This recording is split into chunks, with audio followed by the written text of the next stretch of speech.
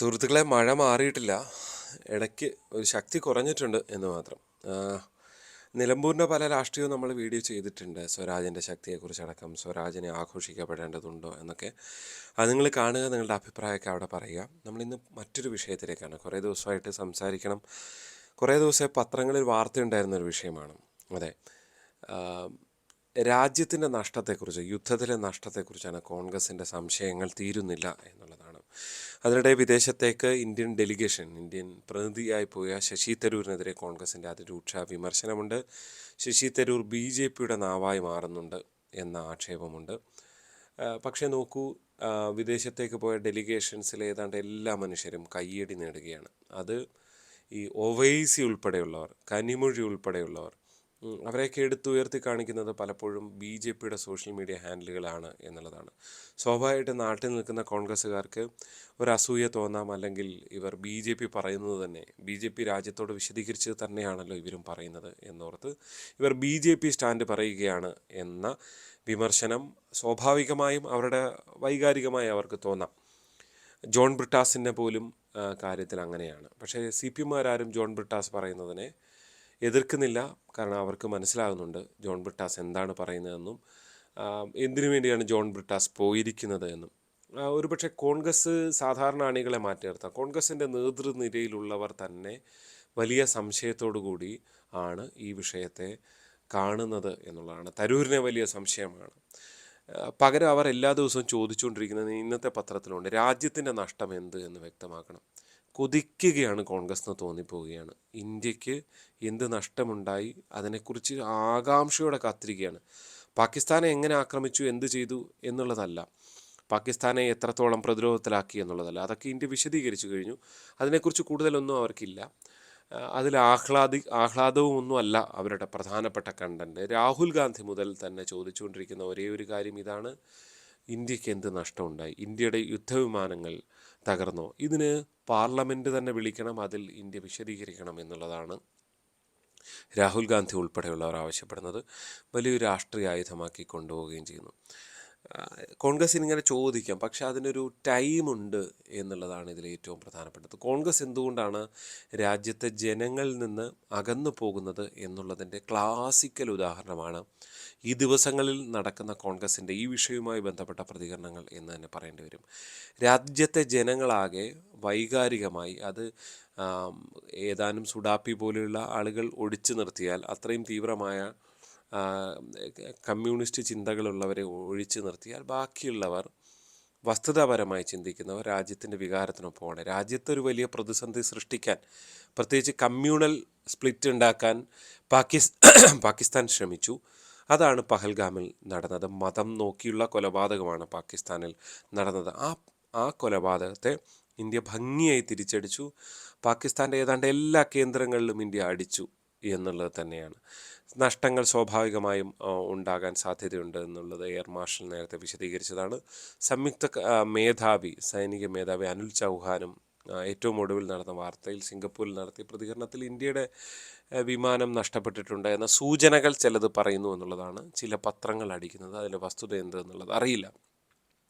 ഇനി എന്ത് തന്നെയായാലും യുദ്ധമാണ്, അപ്പുറത്തും ഇപ്പുറത്തുമൊക്കെ നഷ്ടമുണ്ടാകും. പക്ഷേ ഇന്ത്യ ഇപ്പോൾ സ്റ്റാൻഡ് എടുക്കുന്നത് എന്താണ്? ഇന്ത്യ ഏറ്റവും ശക്തമായ രാഷ്ട്രമാണ് എന്ന് ഇന്ത്യ കാട്ടാൻ, ലോകത്തിന് മുന്നിൽ വിളിച്ചു പറയാൻ, ഇന്ത്യയുടെ ഇൻ്റഗ്രിറ്റി, ഒരു ഐക്യം കാണിക്കാൻ, അല്ലെങ്കിൽ ഇന്ത്യ എന്താണ് അവിടെ ചെയ്തത്? തീവ്രവാദ ക്യാമ്പുകളെ ആക്രമിക്കുകയാണ് ചെയ്തത്. തിരിച്ച് പാകിസ്ഥാൻ സൈനികർ അടിച്ചപ്പോൾ നമ്മൾ തിരിച്ചടിച്ചു.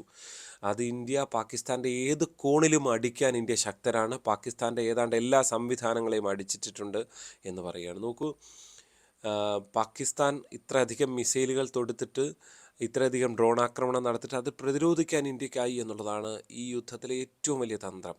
നമ്മൾ സൈനികരുടെ നഷ്ടങ്ങൾ നമുക്കുണ്ടായിട്ടുണ്ട്, ഗ്രാമീണവാസികളുടെ നഷ്ടം, പക്ഷെ അതൊക്കെ ചെറുതാണ്. ഈ പ്രതിരോധ സംവിധാനം ഇവിടെ ഇല്ലായിരുന്നുവെങ്കിൽ ഇന്ത്യയുടെ ഒരുപാട് മനുഷ്യരുടെ ജീവൻ നഷ്ടപ്പെടുന്ന ഒരു സാഹചര്യമാണ് ഉണ്ടാകേണ്ടത്. അങ്ങനെ നോക്കുമ്പോൾ ഈ ഉണ്ടായ യുദ്ധം, ഈ സൈനിക നീക്കം എന്നുള്ളത് ഇന്ത്യയെ സംബന്ധിച്ച് ചരിത്രമാണ്. അത് എക്കാലത്തും വിസ്മരിക്കപ്പെടേണ്ട വലിയ യുദ്ധമാണ്.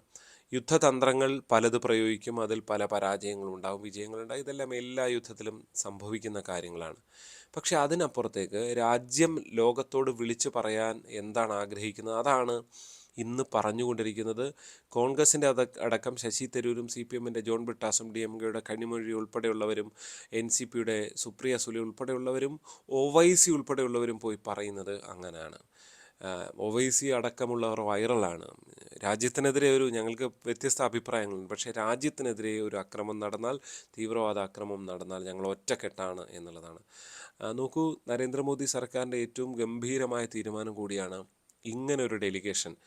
ഏറ്റവും നന്നായി കമ്മ്യൂണിക്കേറ്റ് ചെയ്യുന്ന മനുഷ്യരെ, ഏറ്റവും നന്നായി പറയേണ്ട മനുഷ്യർ, ഇപ്പോൾ ഒവൈസിയെ പോലുള്ള ഒരു മുസ്ലിം വോട്ടിലൂടെ ജയിച്ച് കൃത്യമായി ഹൈദരാബാദിൽ ജയിച്ചു വരുന്ന ഒരാളാണ്. അങ്ങനെ ഒരാളെ, അങ്ങനെ ഒരു മതചിഹ്നം എന്ന് ഫലത്തിൽ പൊതുസമൂഹത്തിന് മുന്നിൽ അവതരിപ്പിക്കപ്പെടുന്ന ഒരാളെ കൂടി അയക്കുന്നത് എത്രയോ ധൈര്യം നിറഞ്ഞ നിലപാടാണ്, എത്രയോ പ്രധാനപ്പെട്ട തന്ത്രപരമായ നിലപാടാണ്. കാരണം അവരൊക്കെയാണ് ലോകത്തോട് വിളിച്ചു പറയുന്നത്, ഞങ്ങൾ ഹിന്ദുവും ക്രിസ്ത്യാനിയും മുസൽമാനും ഒന്നുമല്ല, ഞങ്ങളെല്ലാം ഒറ്റക്കെട്ടാണ് എന്ന സന്ദേശം അവർ ലോകം മുഴുവൻ പ്രചരിപ്പിച്ചു കൊണ്ടിരിക്കുകയാണ്.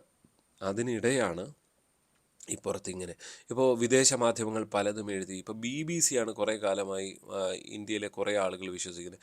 BBC-ക്ക് ഇന്ത്യയുടെ ശത്രുതയുണ്ടെന്ന്. എന്താ സംശയം? ഇന്ത്യ വല്ലാതെ വളർന്ന് കയറി വരുന്നൊരു സാഹചര്യമുണ്ട്, സാമ്പത്തികമായടക്കം.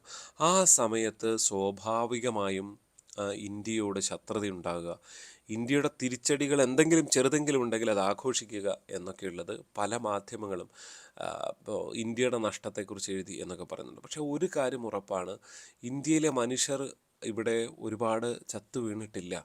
ഇന്ത്യയുടെ സൈനികർ ഇവിടെ കൊല ചെയ്യപ്പെട്ടിട്ടുണ്ട് ചെറുതായിട്ട്, നിങ്ങൾക്കറിയാം, വാർത്തകളിൽ കണ്ടിട്ടുള്ളത്. പക്ഷേ എത്രയോ ചെറിയ സംഖ്യയാണ് സാധാരണ ഇത്തരത്തിലൊരു വലിയ ആക്രമണങ്ങൾ, വ്യോമാക്രമണങ്ങൾ വരുമ്പോൾ സംഭവിക്കേണ്ടത്. പക്ഷേ ഇന്ത്യ അതിഗംഭീരമായി അതിനെ ചെറുക്കുന്നു. ഇന്ത്യൻ ജനതയ്ക്ക് ഈ രണ്ട് വ്യോമിക സിംഗിനെയോ ഒപ്പം തന്നെ സോഫിയ ഖുറേഷിയൊക്കെ കൊണ്ട് അവതരിപ്പിച്ചതിലൂടെ എന്താണ് ഇന്ത്യയുടെ ശക്തി എന്നുള്ളത് വളരെ കൃത്യമായി ബോധ്യപ്പെടുത്തിയ ഒരു സൈനിക ഓപ്പറേഷനാണ് നടന്നത്. ഇന്ത്യക്കാർക്കിടയിൽ ഇതുവരെ ഇല്ലാത്ത വലിയൊരു ഇന്ത്യ എന്ന വികാരം അതിശക്തമായി കൊണ്ടുവന്ന ഒരു സമയം കൂടിയാണ്. ആ സമയത്താണ് കോൺഗ്രസ് നഷ്ടക്കണക്കുകളെക്കുറിച്ച് ചോദിച്ചുകൊണ്ടിരിക്കുന്നത് എന്നുള്ളത്. കോൺഗ്രസ്സിന് ഒരു കൊല്ലമൊക്കെ കഴിഞ്ഞിട്ട്, തെരഞ്ഞെടുപ്പൊന്നും അടുത്തില്ലല്ലോ, ബീഹാർ തെരഞ്ഞെടുപ്പല്ലേ ഉള്ളൂ, അല്ലെങ്കിൽ കുറച്ചുകൂടെ 1-2 വർഷം കഴിഞ്ഞിട്ട് ഇതിനെക്കുറിച്ച് ചോദിക്കാം. പക്ഷെ ഇപ്പോഴും വൈകാരികമായി നിൽക്കുന്ന സമയത്ത് രാജ്യത്തെ ജനങ്ങൾ ഇന്ത്യയുടെ ജയത്തെ, ഇന്ത്യ പാകിസ്ഥാനെ അടിച്ചതിൽ ആഹ്ലാദിക്കുന്ന സമയത്ത് നഷ്ടങ്ങളെക്കുറിച്ചിട്ട് ചർച്ച ചെയ്യാൻ കോൺഗ്രസ് തയ്യാറാകുന്നു എന്നുള്ളതാണ് ജനങ്ങളും കോൺഗ്രസും തമ്മിലുള്ള ഒരു അന്തരം വ്യക്തമാക്കുന്നത് എന്നുള്ളതാണ്. തീർച്ചയായും നഷ്ടങ്ങൾ സ്വാഭാവികമാണ്, അല്ലാതെ ഇതിപ്പോൾ BJP സർക്കാരിൻ്റെ നേട്ടമൊന്നുമല്ലല്ലോ. സർക്കാരും നമ്മുടെ സൈന്യം അതാരാണെങ്കിലും അത് ഒരു കാര്യമുള്ളത്, സർക്കാരിൻ്റെ നേട്ടമെന്ന് പറയാൻ കഴിയുന്നത് മുംബൈ ഭീകരാക്രമണത്തിന് ശേഷവും ഇന്ത്യ ഒരു തരത്തിലുള്ള ആക്രമണങ്ങൾ നടന്നിട്ടില്ല. പക്ഷേ നരേന്ദ്രമോദി അധികാരത്തിൽ വന്ന ശേഷം നടത്തിയ സർജിക്കൽ സ്ട്രൈക്ക് ആകട്ടെ, ഉറിയിലെ ആക്രമണത്തിന് ശേഷം നടത്തിയ സർജിക്കൽ സ്ട്രൈക്ക് ആകട്ടെ, ഇപ്പോൾ നടത്തിയ സിന്ധൂർ ആകട്ടെ, ഇതെല്ലാം വലിയ സന്ദേശവും വളരെ കൃത്യമായ പ്ലാനിങ്ങോടുകൂടി തീവ്രവാദ കേന്ദ്രങ്ങൾ എന്ത്, എവിടെ, എങ്ങനെ എന്നൊക്കെ അറിഞ്ഞുകൊണ്ട് നടത്തിയ കൃത്യമായ ആക്രമണമാണ്. അതുകൊണ്ട് തന്നെ ആ സർക്കാരിനും കയ്യടി കൊടുക്കേണ്ടതുണ്ട് സ്വാഭാവികമായും. ആ കയ്യടി അവിടെ എത്തിച്ചേരും, ഇനി ആരൊക്കെ എതിർത്താൻ ശ്രമിച്ചാലും. അതുകൊണ്ട് കോൺഗ്രസ് ഇപ്പോൾ ചെയ്തുകൊണ്ടിരിക്കുന്നത് സ്വന്തം പല്ലിട കുത്തി ആ നാറ്റം സ്വയം അനുഭവിക്കുന്ന നിലയാണുള്ളത്. അത് കോൺഗ്രസ് മനസ്സിലാക്കുമോ എന്നറിയില്ല, മനസ്സിലാക്കുമെന്ന് തോന്നുന്നില്ല. കാരണം ഇപ്പോൾ ഉള്ള തുടർച്ചയായ പ്രതികരണങ്ങൾ കാണുമ്പോൾ അത്തരം വിവേക ബുദ്ധി കോൺഗ്രസ് നേതൃത്വത്തിനുണ്ട് എന്ന് തോന്നുന്നില്ല. എന്താണ് നിങ്ങൾക്ക് ഈ വിഷയത്തിൽ തോന്നുന്നത്? അത് കമൻറ്റായി രേഖപ്പെടുത്തുക. ചാനൽ ഇഷ്ടപ്പെട്ടാൽ സബ്സ്ക്രൈബ് ചെയ്യണം. മറ്റു പല നിലമ്പൂർ ഉൾപ്പെടെയുള്ള വിഷയങ്ങളിലേക്ക് നമ്മൾ വീണ്ടും വരുന്നുണ്ട്. ഒരുപാട് രാഷ്ട്രീയമുണ്ട്, അൻവർക്കയുടെ അടക്കം, അതൊക്കെ പറയേണ്ടതുണ്ട്. അപ്പോൾ നിങ്ങളുടെ അഭിപ്രായം കമൻറ്റായി പറയുക. മറ്റൊരു വീഡിയോയുമായി കാണാം. നന്ദി.